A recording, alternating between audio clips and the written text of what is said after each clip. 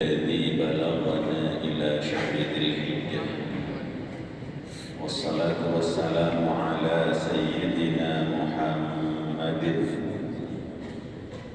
الذي أرسل ببلاغة الحجة، وعلى آله وأصحابه ومن تبع سنته وجماعته من يومنا هذا إلى يوم النهضة.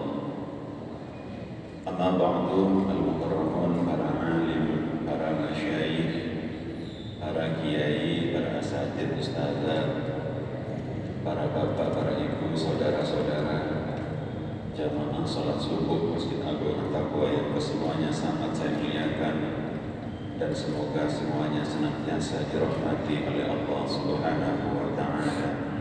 Amin ya rabbal alamin.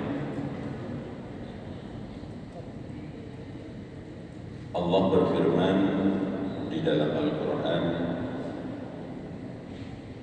dalam surah Al-Fajr, A'udzu billahi minasyaitonir rajim, Bismillahirrahmanirrahim, wal fajr wa layalin 'ashr. Demi fajar dan demi malam-malam yang 10. Semua firman Allah itu penting. Semua firman Allah sejumlah 30 juz itu semuanya luar biasa. Tetapi ketika ayat itu dimulai dengan sumpah, maka ayat tersebut mengandung pengertian bahwa yang dijadikan sumpah itu sesuatu yang benar-benar harus mendapatkan perhatian. Jadi bukan berarti kalau tidak ada sumpahnya itu ayat biasa-biasa saja, tidak. Semua Al-Quran itu luar biasa, lebih-lebih kalau sampai Allah memulainya dengan sumpah. Wal fajri, wawunya ini wawu qasam, dan ketika dijadikan sumpah, harokat akhirnya itu dengan kasrah. Wallahi, billahi, Allahi, ini sumpah. Jadi katanya santri, kalau tidak dikasrah itu tidak bermakna sumpah. Allahu bukan sumpah. Jadi Allahu bukan sumpah. Wallahi itu sumpah. Wal 'ashri wal fajr, demi fajar. Mayoritas ulama tafsir menafsirkan fajar yang dimaksud adalah fajar, semua fajar sepanjang waktu dalam setahun. Ini adalah sesuatu yang sangat penting, yang saking pentingnya Allah bersumpah demi fajar. Betapa di antara kita seringkali meremehkan waktu fajar, padahal saking hebatnya waktu fajar sampai-sampai oleh Allah dijadikan sebagai sumpah. Oleh karenanya, ayo kesadaran ini kita tularkan kepada anak-anak kita. Allah sampai bersumpah demi fajar. Ini berarti fajar ini waktu yang sangat istimewa. Bahkan ada waktu yang diistimewakan gara-gara dekat dengan fajar, yakni waktu sahur. Waktu sahur ini juga waktu yang ikut istimewa, yang kata para ulama istimewanya waktu sahur. Sahur itu waktu menjelang subuh, menjelang fajar. Jadi waktu menjelang fajar itu waktu sahur. Waktu sahur. Jadi ini pun juga ikut istimewa karena nempel ke fajarnya. Jadi ketika sudah sampai fajar, di situ banyak sekali penjelasan dari baginda Nabi Muhammad SAW bahwa di antara kemuliaan waktu fajar itu adalah waktu fajar itu waktu berkumpulnya malaikat penjaga malam dan malaikat penjaga siang. Kehidupan ini ya hanya ada dua, kalau tidak malam ya siang. Berarti seluruh malaikat berkumpul di waktu fajar. Ketika malaikat berkumpul, maka tentunya setiap harapan-harapan, setiap doa-doa kita, maka insya Allah juga diamini oleh para malaikat. Setiap bacaan istighfar kita, permohonan ampunan kita, maka pun juga dilanjutkan dengan diistighfari oleh para malaikat. Jadi andaikan kita tahu, menyaksikan para malaikat, tentu kita tidak akan menyia-nyiakan kesempatan fajar ini, karena memang malaikat adalah makhluk gaib. Tapi ada untungnya juga, kita tidak tahu malaikat itu. Andaikan kita tahu, Pak, mungkin kita milih-milih. Kok lihat malaikat Israel nggak jadi mungkin yang mau ke masjid itu, Pak. Takut cancel, Pak. Karena kita tidak tahu malaikat siapa saja yang ada di Masjid Agung At-Taqwa ini, ya kita enjoy saja. Dia kan tahu malaikat itu, kata baginda Nabi, ini banyak sayapnya. Malaikat ini banyak sayapnya, makanya Nabi pertama kali melihat wujud asli malaikat itu menggigil, ya seperti ketakutan. Jadi kenapa? Karena malaikat, kata baginda Nabi, memiliki 600 sayap, yang dua sayapnya kalau di muka dunia dan langit ini semua tertutup dengan dua sayapnya malaikat ini. Jadi bagaimana kita menyaksikan malaikat itu, kita kan jadi persaksikan. Di waktu fajar ini ada perintah wajib, yakni sholat subuh. Mari kita bayangkan bagaimana istimewanya sholat subuh, kita bandingkan dengan sholat sunnahnya, di mana sabda baginda Nabi, raqatal fajri khairun minad dunya wa ma fiha. 2 rakaat sholat sunnah fajar ini, raqatal fajri, mayoritas ulama menafsirkan raqatal fajri, 2 rakaat fajar ini sholat sunnah qobliyatas subhi. Jadi memang kata sholatul fajri, kalau sholat fajar itu banyak mengarah kepada sholat subuh. Tapi kalau menggunakan redaksi raqatal fajri, itu maksudnya sholat sunnah. Sholat sunnah sebelum subuh, qobliyatas subhi. Sabda baginda Nabi, 2 rakaat sholat fajar, yakni 2 rakaat sebelum subuh, sholat sunnah qobliyatas subhi, itu lebih baik daripada dunia dan seisinya. Lebih baik daripada dunia dan seisinya, tentu bagi orang yang di hatinya ada iman, Pak. Tapi kalau di hatinya ada iman, ya tidak ada iman, dia lebih memilih dunia yang kecil.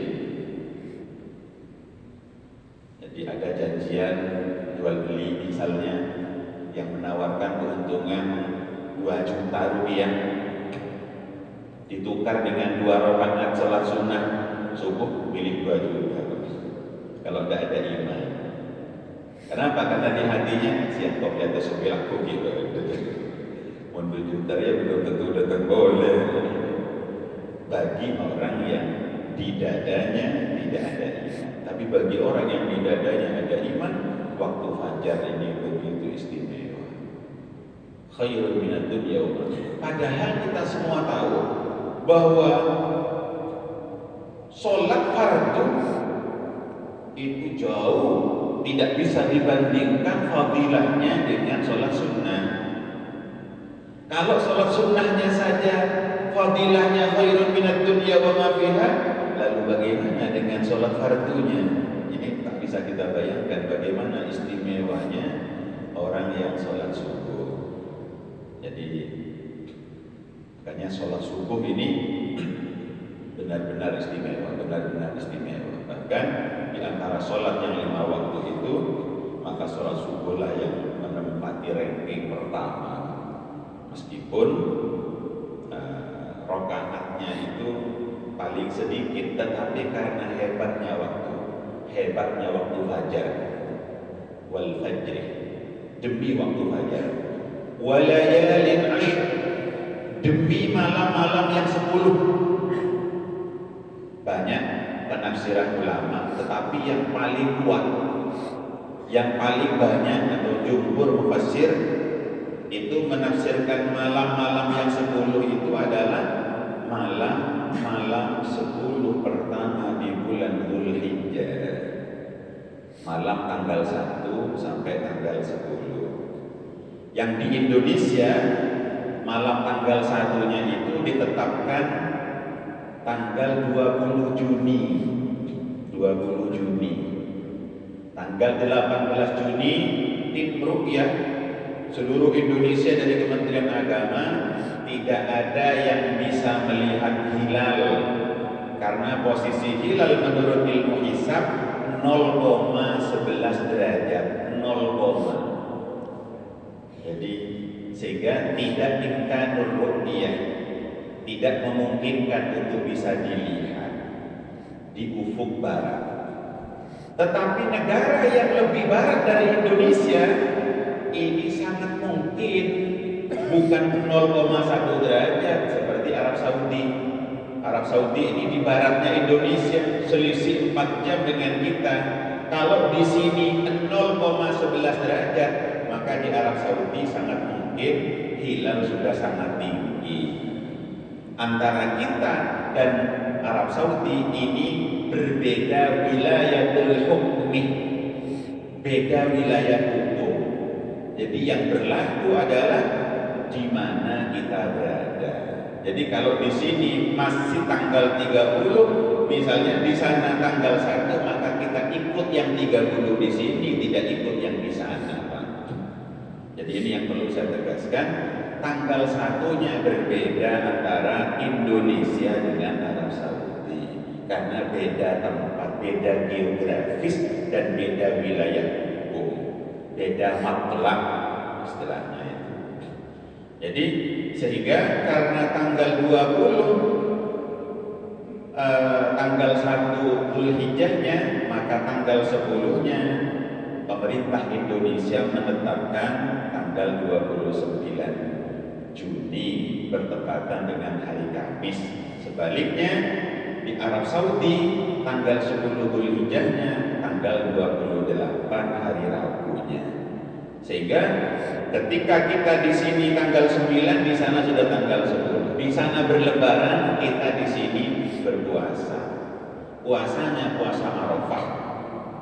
Kadang-kadang ada orang yang bertanya, Bapak Ibu yang dimuliakan oleh Allah, Pak Matur, kan di sana puasa Arafahnya kan, wukuf Arafahnya kan hari Selasa. Kok kita puasa Arafahnya kok hari Rabu? Nah, ini Bapak Ibu yang dimuliakan oleh Allah, puasa Arafah itu adalah puasa di hari Arafah, bukan puasa saat orang wukuf di Arafah, bukan. Itu ibadah yang berbeda. Puasa Arafah itu sudah ada sebelum ada syariat wukuf di Arafah. Karena kata Arafah itu merujuk kepada dua arti. Arafah itu bermaksud adalah nama hari, yakni tanggal 9 Dzulhijjah. Ada Arafah itu nama tempat, tempat berkumpul orang haji pada tanggal 9 bulan Dzulhijjah di hari Arafah. Jadi dan berkumpul di Arafah itu baru disyariatkan pada tahun ke-10 dari hijrahnya baginda Nabi, tahun ke-10. Sedangkan hari Arafah itu sejak Nabi Adam sudah ada. Bahkan ada yang mengatakan merujuk pada Nabi Adam, perjumpaannya dengan Ibu Hawa itu bertemu itu Arafah di Jabal Rahmat. Termasuk juga Nabi Allah Ibrahim ketika bermimpi disuruh menyembelih putranya Ismail, Nabi Ismail pada tanggal 8 kermekeran merenung, ini hanya bunga tidur apa perintah dari Allah, maka berpikir merenung itu namanya tarwiyah. Itu tanggal 8. Malamnya tanggal 9 mimpi lagi. Ketika mimpi lagi tanggal 9, mantap, tahu ini perintah Allah, tahu bahwa ini perintah Allah. Itu bahasa Arabnya Arafah. Arafah. Makanya tanggal 9 diberi nama Arafah. Dan kita diperintahkan puasa Arafah, puasa di hari Arafah, bukan puasa saat orang wukuf di Arafah. Jadi justru orang kalau sedang wukuf di Arafah tidak disunnahkan puasa Arafah. Jadi kalau kita yang tidak sedang berada di tanah suci, yang tidak sedang melaksanakan haji dan umrah, itu puasanya dari tanggal 1 sampai tanggal 9 disunnahkan puasa. Tapi bagi orang yang melaksanakan ibadah haji, disunnahkan puasa tanggal 1 sampai tanggal 7. Tanggal 8 dan tanggal 9 tidak disunnahkan puasa, karena mereka sedang tarwiyah dan mereka sedang wukuf di Arafah. Dan puasa Arafah itu sekali lagi bukan karena ada peristiwa orang wukuf di Arafah, tapi memang ada perintah puasa di hari Arafah. Hari Arafah itu hari tanggal 9 yang ditetapkan oleh pemerintah di mana kita berada. Indonesia menetapkan hari Arafahnya hari Rabu tanggal 28 Juni. Jadi berbeda dengan mungkin saja Amerika berbeda, mungkin saja di Jerman berbeda, mungkin saja di Arab Saudi berbeda. Itu karena kita berbeda geografis dan berbeda wilayah hukum. Ya sama Pak, sekarang kita ini sedang sholat subuh di Arab Saudi masih malam Pak, sekarang ini masih malam. Jadi jangan sok ikut Arab Saudi Pak. Udah sana kiblatnya umat Islam, saya ikut sana. Subuhnya di sana bersama jam 9 di sana subuh aliran kita itu. Jadi ini yang perlu kita sampaikan. Rasulullah bersabda, "Ma min ayyamin ahabbu ila Allah an yuta'abbada lahu fiha." Tidak ada hari-hari yang lebih Allah cintai beribadah di dalamnya min asyrati dzulhijjah, selain dari 10 hari pertama di bulan Dzulhijjah. Tidak ada, kata beliau, tidak ada ibadah yang lebih Allah cintai. Itu artinya ayo jangan sia-siakan ibadah apa saja, ibadah apa saja, ibadah apa saja. Yaqtulu siyamu kulli yawmin minha bi siyami sanatin. Satu hari berpuasa di 10 hari pertama bulan Dzulhijjah setara dengan puasa 1 tahun. Bahkan kalau Arafah itu lebih istimewa lagi. Kata baginda Nabi, "Shaumu yaumi Arafata yukaffiru sanataini madiyatan wa mustaqbalatan." Berpuasa di hari Arafah itu bisa menghapus dosa 2 tahun, madiyatan setahun yang lalu, wa mustaqbalatan setahun yang akan datang. Ini perlu saya komentari Pak. Setahun yang akan datang, apakah kalau kita berbuat dosa otomatis dihapus? Enggak. Macamnya apa? Puasa Arafah kebetulan Pak, kemarin tebus guys. Sudah bukan seperti itu. Kalau madiyatan yang sudah lampau, sudah paham kita. Insya Allah dosa-dosa kita diampuni dengan puasa Arafah. Tapi kalau mustaqbalatan maksudnya apa? Kalau kita puasa Arafah, Allah akan membimbing kita, Allah akan menjaga kita agar kita terhindar dari perbuatan-perbuatan dosa. Jadi dengan barokahnya puasa Arafah, maka selama setahun Allah akan menjaga kita dari perbuatan-perbuatan dosa. Itulah yang dimaksudkan bahwa puasa Arafah yukaffiru sanataini madiyatan wa mustaqbalatan. Yang lebih istimewa lagi Bapak Ibu dimuliakan Allah, lanjutan hadis tadi, wa qiyamul lailatin minha bi qiyamil lailatil qadri. Beribadah malam, sholat atau ibadah malam apapun di malam-malam 10 hari pertama di malam Dzulhijjah itu bi qiyamil lailatil qadri, sama dengan setara dengan beribadah malam di Lailatul Qadar. Luar biasa. Rawahu Tirmidzi. Ini hadis direkam di dalam Sunan Tirmidzi.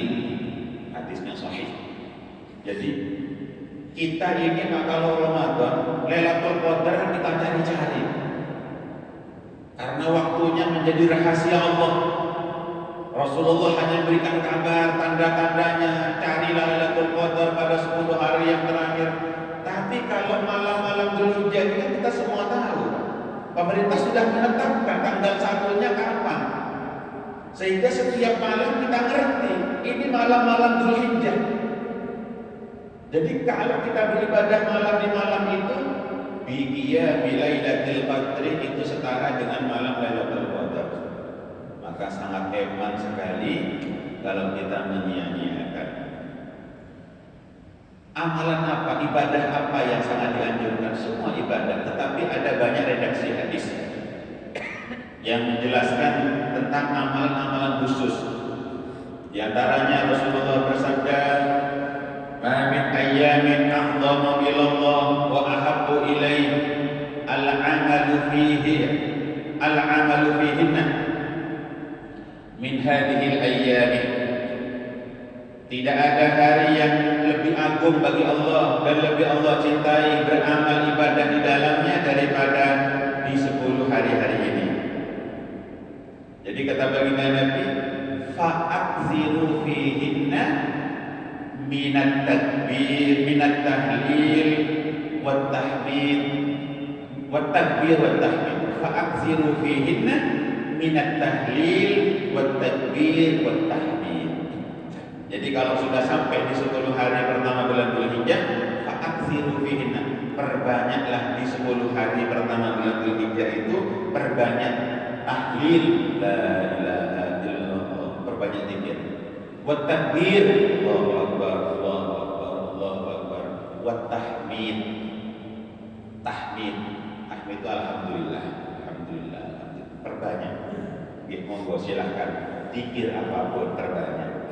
Kemudian yang kedua adalah berpuasa, seperti tadi yang sudah disampaikan oleh baginda Nabi, berpuasa di 10 hari pertama, khususnya di puasa Arafah. Jadi kalau kita tak sempat berpuasa mulai tanggal 1, usahakan tanggal 8 dan 9. Kalau kita tak sempat tanggal 8-nya, maka jangan tinggalkan tanggal 9-nya. Jadi tanggal 9 ini adalah puasa yang istimewa. Dan yang terakhir, Bapak Ibu yang dimuliakan oleh Allah, ibadah yang khusus di bulan Dzulhijjah, tepatnya nanti di tanggal 10 dan hari-hari tasyrik, itu adalah ibadah kurban, ibadah kurban. Jadi ayo, ibadah kurban ini adalah ibadah tahunan. Jadi berbeda dengan akikoh. Kalau akikoh itu adalah ibadah atau syariat seumur hidup sekali. Jadi kadang-kadang ada di antara kita kalau diajak kurban itu langsung aku, marilah, lombok. Jadi dikiranya kurban itu seumur hidup sekali. Kurban ini adalah ibadah setahun sekali, setahun sekali. Jadi satu orang, satu kambing, yang sungguh Bapak Ibu yang dimuliakan oleh Allah, semua perintah di dalam Islam itu tidak ada yang berat sesungguhnya, andaikan di planning dengan baik.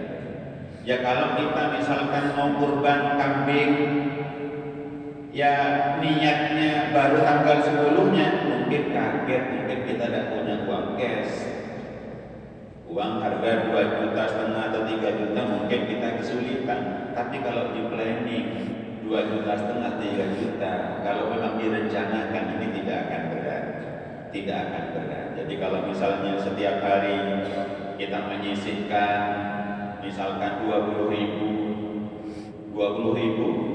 kalau sebulan kan 600.000. 600.000 kalau 10 bulan ini bisa dapat 3 kambing. Dapat 3 kambing. Jadi kalau kita merencanakan. Jadi kalau kita tidak merencanakan, mungkin akan terasa berat. Bagi orang yang ekonominya bagus mungkin tidak berat. Tapi bagi kita yang ekonominya pas-pasan, memang perlu merencanakan, perlu merencanakan. Rasulullah sallallahu alaihi wasallam bersabda, "Thawabu an aqdiyahu bi kulli syahratin ala jasadiha asyra hasanatin wa anhu asyra sayyi'atin warfa' lahu asyra darajatin." Kata baginda Nabi, pahalanya orang berkurban itu Allah akan setiap bulu yang tumbuh di hewan yang dikorbankan itu Allah memberikan 10 kebaikan, menghapus 10 keburukan yang pernah kita lakukan, dan Allah meninggikan 10 derajat setiap bulu yang tumbuh dari kambing yang kita korbankan. Berdosa apa bulu Pak? Pun dari mitong putih. Betapa besarnya, betapa besarnya. Kimontoroge bulu ini nyari sampai. Ijak ke petoy montoroge ke TV. Karena kalau dalam kacamata fikih, 7 kambing itu lebih istimewa daripada 1 sapi di kapetoe. Pahalanya 7 kambing itu lebih utama daripada 1 sapi untuk 7 orang. Memang 1 kambing untuk 1 orang, 1 sapi boleh untuk 7 orang. Tapi 1 kambing untuk 1 orang dan 1 sapi untuk 1 orang lebih istimewa 1 sapi untuk 1 orang. Aja. Mon 1 sapi ekapetoe, kegusan lebih ketok. Nah, itu menurut fikih, mon dan ekor kegusan sampai ketok, kebanyakan. Kadang-kadang kita ini pertimbangannya bukan pahala, tapi pertimbangannya banyak oleh rezeki. Lah, membetok punya tol. Kadang-kadang mohon maaf segi soki, ini kadang-kadang saya minta sampai maaf, tak kena ngambil kok. Darah tinggi. Jadi yang kolesterol. Jadi kambing karena memang dulu Nabi Ibrahim itu ketika diperintah menyembelih Nabi Ismail diganti oleh Allah dengan kambing, Barangkali itu alasan para ulama fikih menyimpulkan bahwa kambing itu lebih utama daripada sapi, meskipun sekali lagi sapi 1 boleh untuk kurbannya 7 orang. Dan ini perlu diklarifikasi, soalnya banyak beredar di WhatsApp video-video itu 1 kambing cukup untuk 1 keluarga. Tidak cukup 1 kambing 1 orang. Maksudnya itu jangan sampai 1 keluarga itu tidak ada yang korban sama sekali, maksudnya. Jadi jangan sampai 1 keluarga tidak ada yang korban. Minimal 1 keluarga itu 1 kambing lah, tapi di atas namakan 1 orang. Kalau mampunya nyembelih 1 kambing, misalnya tahun ini di atas namakan istrinya, atau tahun depannya cukupnya 1 kambing, tahun depannya di atas namakan putranya. Misalnya seperti itu. Bukan ini kurbannya anak saya 6, ini kurbannya 8 orang. Ini cari kita fikihnya dan kita referensinya. Jadi 1 kambing untuk 1 orang, 1 sapi untuk 7 orang. Mudah-mudahan Allah memberikan rezeki kepada kita sehingga tahun ini kita bisa berkorban. Amin ya rabbal alamin. Wal afu minkum. Wassalamu